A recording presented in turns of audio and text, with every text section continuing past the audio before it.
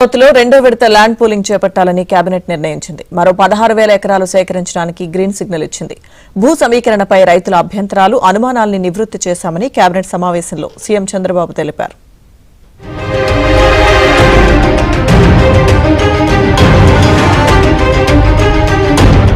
AP CM Chandrababu సారథ్యంలోని కూటమి ప్రభుత్వం మరో కీలక నిర్ణయం తీసుకుంది.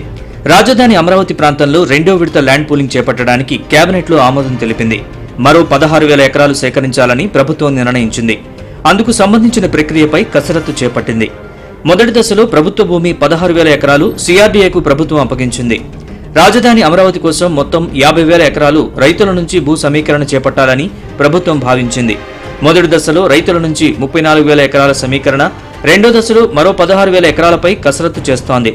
త్వరలో ల్యాండ్ పూలింగ్ కు సంబంధించిన నోటిఫికేషన్ ను సిఆర్డీఏ విడుదల చేయనుంది. ఇంటర్నేషనల్ స్పోర్ట్స్ సిటీకి దానికి సంబంధించి ఈరోజు 16,666 ఎకరాలు 16,666.56 ఎకరాలను యాక్చువల్గా ల్యాండ్ పూలింగ్ తీసుకోవడానికి ఈరోజు క్యాబినెట్ ఆమోదం ముద్ర వేసింది. దీని మీద యాక్చువల్గా railway track, railway station, international sports city, inner ring road, దీనికి సంబంధించి యాక్చువల్గా ఎయిర్పోర్ట్ కాదు, ఈ వీటికి మాత్రం ఈ యొక్క 16,666.5 ఎకరాలు క్యాబినెట్ ఆమోదించింది. ఇది కాకుండా గవర్నమెంట్ ల్యాండ్ యాక్చువల్గా 3,808 ఎకరాలు ఉంది. అది ఎక్కువ భాగం కొండలు, వాటరు ఉంది. ఎక్కువ భాగం కొండలు, వాటర్తో ఉండేది. గతంలో ఏదైతే ఇచ్చామో అంటే జరీబ్ అయితే 1000 + 450 చదరపు గజాలు, జరీబ్ కాకుండా ఉంటే 1000 + 250, సేమ్ అదే గతంలో ఏదైతే జీవో ఇచ్చామో అదే జీవో ప్రకారం యాన్యుటీ కానీ ల్యాండ్ రేషియో కానీ ఎవ్రీథింగ్ డిటో అలాగనే పోతుంది. మొత్తం ప్రభుత్వ భూమి రైతుల వద్ద నుంచి తీసుకున్న భూమితో కలిపి 74,000 ఎకరాల్లో రాజధాని నిర్మాణాన్ని ప్రభుత్వం చేపట్టనుంది.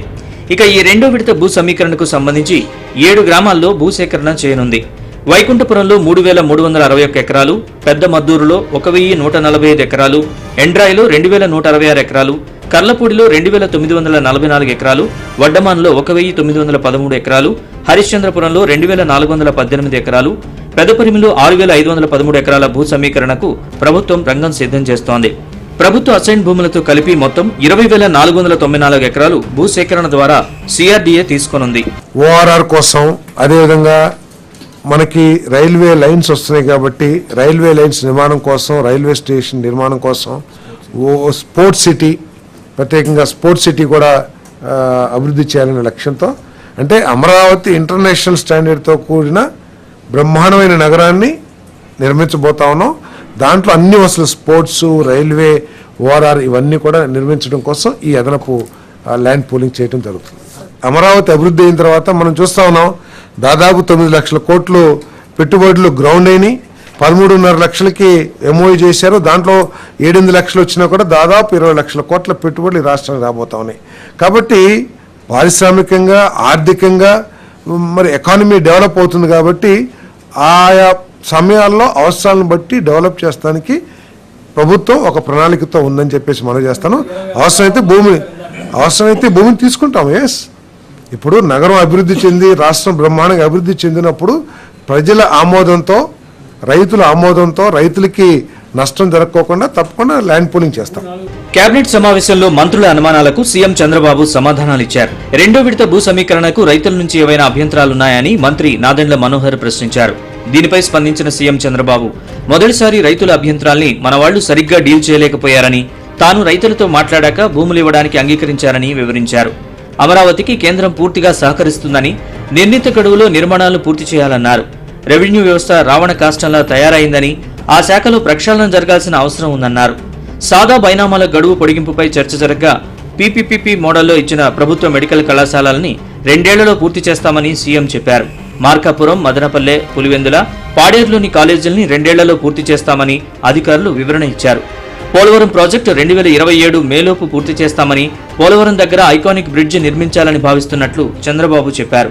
రాష్ట్రంలో కొత్త ప్రాజెక్టులకు భూ కేటాయింపులు బాగా జరుగుతున్నాయని కేంద్ర ఆర్థిక మంత్రి నిర్మలా సీతారామన్ కూడా కితాబిచ్చారని, మిగతా రాష్ట్రాల్లో అలా జరగడం లేదని ఆమె వ్యాఖ్యానించినట్లు మంత్రులకు చంద్రబాబు తెలిపారు. మనం భూములు ఇవ్వడం కాదని పరిశ్రమలు గ్రౌండ్ చేయించుకోవడం చాలా అవసరమని చంద్రబాబు అభిప్రాయపడ్డారు.